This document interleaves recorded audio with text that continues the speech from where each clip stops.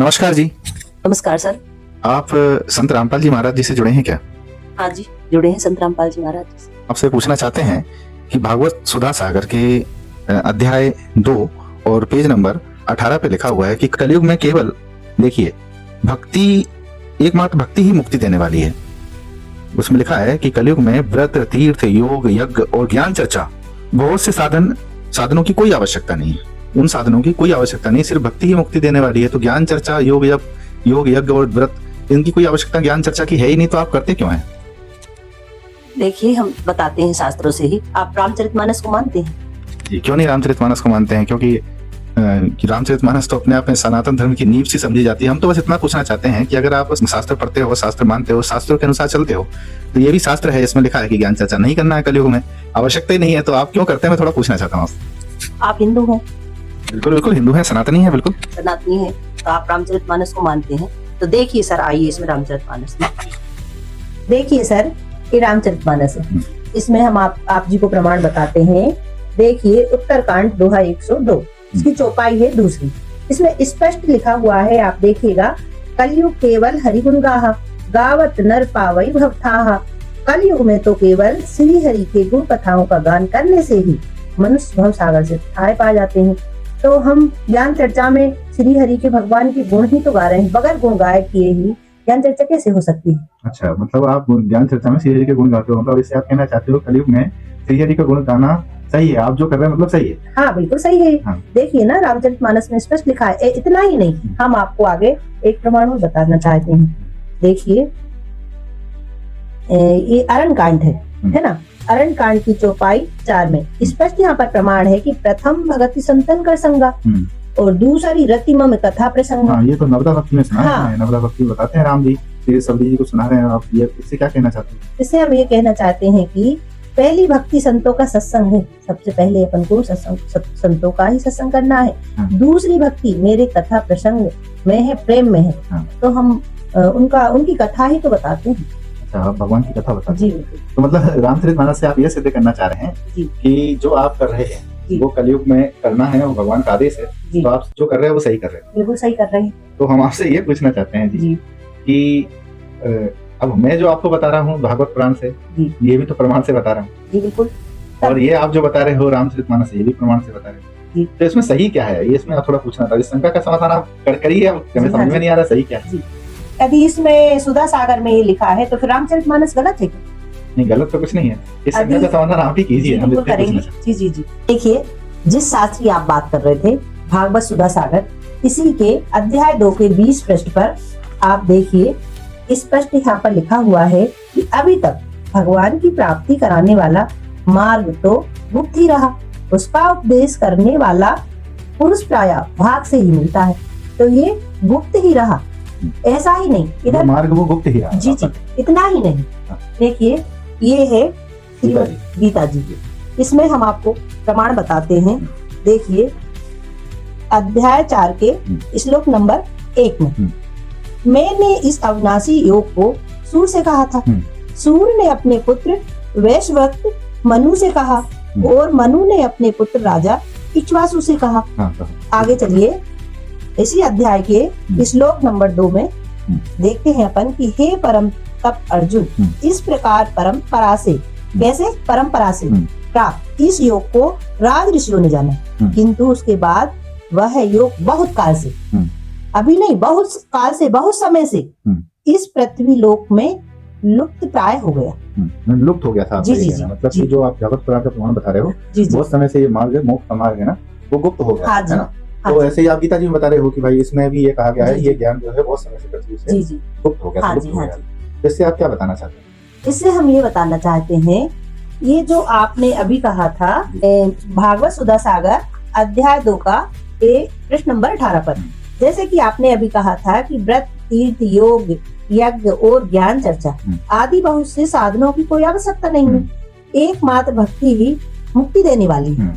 तो ये कलयुग में अपन को इस तरह नहीं करना है। मतलब इसका मतलब ये जो गुप्त था, गुप्त मार्ग हो गया था, उसके अनुसार नहीं करना है। हाँ जी, उसके अनुसार अपन को ये कलयुग में हम अपने शंका का समाधान ही करवाना चाहते हैं आपके माध्यम से।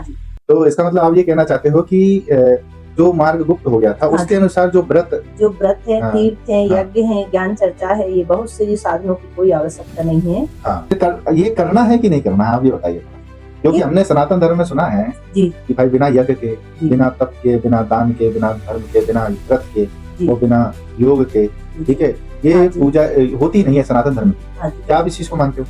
हाँ मानते हैं बिल्कुल, लेकिन इस तरह नहीं करना है। जो गुप्त हो गया था जो मार्ग हाँ, उस तरह नहीं करना। जो- हमने सुना है कहीं भी राम के पास जाने में कहाँ आता है मेरे को पता नहीं। जी जी हाँ, मैंने चौपाई काफी सुनी है। हाँ जी, कहो भक्ति पथ कवन प्रयासा, योग नमक जब तक उपवासा। हाँ जी, कहो भक्ति मार्ग में क्या प्रयास करना, ना योग करना, ना जप करना, हाँ ना जी। तप करना, ना उपवास करना, ना जी। मत करना, मतलब यज्ञ भी नहीं ये- करना। हाँ तो यही हम थोड़ा पूछना चाह रहे हैं आपसे कि हाँ। क्यों मना कर रहे हैं? जो गुप्त हो गया था बहुत साल पहले, हाँ। तो ये तो फिर बाद में मतलब तीर्थ वो गुप्त होने के बाद ये अच्छा, चीजें करना शुरू हो गई। शास्त्र के अनुसार शास्त्र के करना। अनुसार करना है। हम गीता जी पे फिर से आते हैं। जी। करना तो है, मगर किस तरह करना है?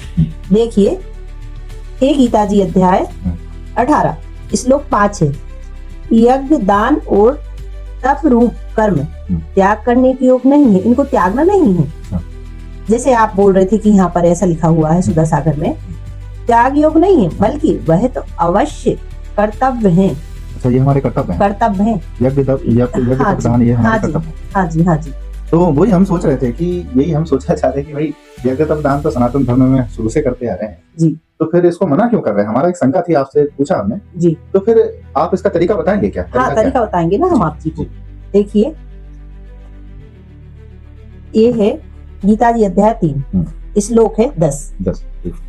प्रजापति ब्रह्मा ने कल्प के आदि में यज्ञ सहित प्रजाओं को रचकर उनसे कहा कि तुम लोग इस यज्ञ के द्वारा हाँ। वृद्धि को प्राप्त होगे। किसको प्राप्त होगे? वृद्धि किसके द्वारा? यज्ञ के द्वारा। तो यज्ञ करना है अपन को, यज्ञ करना है ना? ठीक, हाँ। वृद्धि को प्राप्त हो गई और यज्ञ तुम लोगों को इच्छित भोग प्रदान करने वाला मतलब है। इच्छित भोग हमें यज्ञ से ही मिलेगा। यज्ञ से ही मिलेगा। ठीक। जी। फिर और देखिए आगे आप इसी के 11 में देखते हैं, गीता जी अध्याय जी। 3 के श्लोक 11 में, इस यज्ञ के द्वारा देवताओं को उन्नत करो। और किसके द्वारा करना है? यज्ञ के द्वारा। ठीक इस है। यज्ञ के द्वारा देवताओं को उन्नत करो और वे देवता तुम लोगों को उन्नत करें। मतलब देवताओं के लिए यज्ञ करना है। बिल्कुल बिल्कुल, यज्ञ करना देवता है। फिर हमको उन्नत करेंगे। जी जी जी, इस प्रकार करना है अपन को। ठीक है। तुम लोगों को उन्नत करेंगे। इस प्रकार निस्वार्थ भाव से एक दूसरे को उन्नत करते हुए तुम लोग परम कल्याण को प्राप्त हो जाओगे। परम कल्याण। फिर आगे परम देखिए, कल्याण से मतलब परम कल्याण मतलब अपना कल्याण हो जाएगा, आत्म आत्म कल्याण। देखिए आगे और आप सर्वगतम। सर्वगतम मतलब सर्वव्यापी। हाँ। परम अक्षर परमात्मा सदा ही यज्ञ में प्रतिष्ठित है। मतलब यानी यज्ञ में आप जो कह रहे हो सर्वप्रथम परमात्मा प्रतिष्ठित है, ऐसा कह रहे जी हो। हाँ, मतलब इसका इसका मतलब ये है कि वो परमात्मा कोई और है, अन्य है, ब्रह्मा विष्णु या शिव जी नहीं है। अच्छा। हाँ, वो तो मतलब ये जो आप बता रहे हो सर्वप्रथम परमात्मा यज्ञ में प्रतिष्ठित है जी। तो इनको प्रतिष्ठित करना है, ऐसा है। जी इनको प्रतिष्ठित करना है। तो वो शंकर जी नहीं है? वो शंकर जी, श्री कृष्ण जी, ब्रह्मा जी, विष्णु जी ये नहीं है। क्यों? ऐसा ही है। गीता जी में स्वयं गीता ज्ञानदाता प्रभु कह रहे हैं कि सर्वव्यापी परम अक्षर परमात्मा को सदा ही यज्ञ में प्रतिष्ठित करो।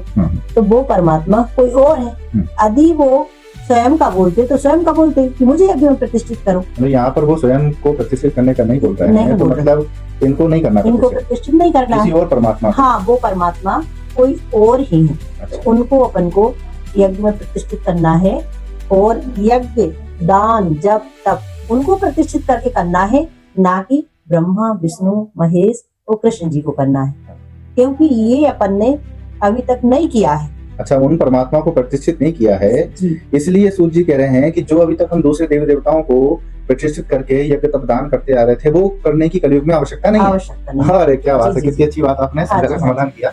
यानी कहने का मतलब जो है कि यहाँ पर ना भागवत सुधा सागर गलत है, जी ना ही रामचरितमानस नहीं, गलत है। नहीं, जो आप कह रहे हैं जी। वो भी सही है। हाँ। लेकिन किस तरह करना है वो इस तरह करना। मतलब वो कोई और परमात्मा है जिनको जी, जी। प्रतिष्ठित करना था और फिर हमें क्या करना था, जैसे आपने बताया। हमको फिर यज्ञ दान तप। अच्छा, ये तीनों चीजें करना था करना मगर था। किसी और परमात्मा को जी, जी, प्रतिष्ठित करते जी थे। जी तो अभी तक हम क्या कर रहे थे, किसी और को कर रहे थे, हाँ, तो ब्रह्मा विष्णु हाँ, के साथ। हाँ जी, हाँ जी, अभी तक अपन यही करते अच्छा, चले इसलिए आ रहे मना कर रहे हैं वहाँ हैं। इसलिए मना किया जा रहा है। पर। ये परमात्मा तो आज तक हमने सुने नहीं। इनकी जानकारी हाँ। भी मिलेगी ना आपको, ये गीता जी से मिलेगी। अच्छा। हाँ। वो कैसे मिलेगी? वो आपको गीता जी अध्याय 4 के 34 में आगे हम बताएंगे आपको। देखिए गीता जी अध्याय 4 के 34 में उस ज्ञान को तू तत्वदर्शी ज्ञानियों के पास जाकर समझ, उनको भली भांति दंडवत प्रणाम करने से, उनकी सेवा करने से और कपट छोड़कर सरलता पूर्वक प्रश्न करने से वे परमात्म तत्व को, किसको, परमात्म तत्व को, जिन परमात्मा की आपने हाँ, यज्ञ में प्रतिष्ठित करने की बात कही, जी जी वही परमात्मा, हाँ, वो भली भांति जानने वाले ज्ञानी महात्मा तुझे उस तत्व ज्ञान का उपदेश करेंगे। किसका करेंगे? तत्व ज्ञान का उपदेश करेंगे। तो तत्व ज्ञान से हमें इनकी तत्व जानकारी ज्ञान होगी। से इनकी जानकारी मिलेगी। जी हाँ जी। मतलब हम तत्वदर्शी संत की शरण में जाना पड़ेगा। कलयुग की बात चल रही थी तो हम फिर से भागवत सुधा सागर पे आते हैं। अच्छा, सुधा सागर फिर से देखें। जी जी, जैसे कि पहले अपन देख चुके हैं। आइए, ये अभी तक भगवान की प्राप्ति कराने वाला मार्ग तो गुप्त ही रहा, उसका उपदेश करने वाला है ना, उसका उपदेश करने वाला पुरुष प्राय भाग से ही मिलता है। अच्छा, मतलब भगवान प्राप्ति का मार्ग जो है हाँ, गुप्त ही रहा, और वो उपदेश करने वाले पुरुष से क्या तात्पर्य आपका? तत्वदर्शी संत से। पुरुष से तात्पर्य है तत्वदर्शी संत। हाँ। तो चाहे आप गूगल पे सर्च कर लीजिए, हाँ। या आप यूट्यूब पे कर लीजिए। हाँ। अभी केवल कलयुग में तो सिर्फ एकमात्र संत, जगत गुरु संत रामपाल जी महाराज ही वो तत्वदर्शी संत हैं। अच्छा। आप सर्च करिएगा और आप ज्ञान समझिएगा, हो सकता है कि आपका भाग खुल जाए। अच्छा, मतलब जहाँ भाग्य से मिलता है तो शायद मेरा भाग्य खुल गया हो, ऐसा कह रहे हैं आप। बिल्कुल ऐसा ही है। चलिए, हम बहुत, मेरे को ये जब मैंने पढ़ा था हाँ जी। तो मेरे अंदर बहुत शंका आई कि भाई जब मना कर रहे हैं तो क्यों, पूछूंगा किसी से, भाई जी, जी। ऐसा इधर तो मना कर रहे हैं और सब लोग कर रहे हैं, क्यों कर रहे हैं ऐसा? हाँ तो जी। दान धर्म भी आपके इधर होता है, सुना है मैंने। होता तो है। यही हम पूछना चाह रहे थे कि भाई ऐसा है तो इधर तो मना कर रहे हैं और सभी लोग कर रहे हैं, जी जी। तो सही अब आप हाँ जैसा जी। बताया कि सर्वगतम जी, जी। ब्रह्म परमात्मा को, जी जी जैसे आपने बताया, जी, जी। उनको प्रतिष्ठित करना हाँ है, जी, उनकी हाँ जी। जानकारी जैसे आप हाँ बता जी। रहे हैं वो की। हाँ, इसको छोड़ना नहीं है, हाँ। करना तो है, लेकिन किस तरीके से करना, जो अपनी अभी चर्चा हुई शास्त्रों से, इस तरीके से करना है। तत्वदर्शी संत बताएंगे। तत्वदर्शी तो आपका कहना है वो संत रामपाल जी महाराज। बिल्कुल वो संत है ना। चलिए, अब आप कह रहे हो, चलिए आप वैसे तो ऐसे कई सुनी बात पे विश्वास नहीं होता है। नहीं, आप है ना गूगल पे सर्च करिए, यूट्यूब पे सर्च करिएगा और उनके सत्संग अवश्य सुनिएगा, आपको पूरा ज्ञान हो जाएगा कि केवल और केवल आज वर्तमान में कलयुग में संत रामपाल जी महाराज ही वो तत्वदर्शी संत हैं। धन्यवाद, आपका कहना है बहुत बड़ा शंका का समाधान आपने किया। चलिए, मैं सर्च करूंगा सत्संग जी, जी। क्या कह रहे हैं आप, हाँ, सत्संग भी जी, सुनूंगा, जी जी समझ के देखूंगा, जी। फिर आपके पास फिर मिलूंगा आपसे जी जी जी, मैं। बिल्कुल बिल्कुल। जी। जी नमस्ते।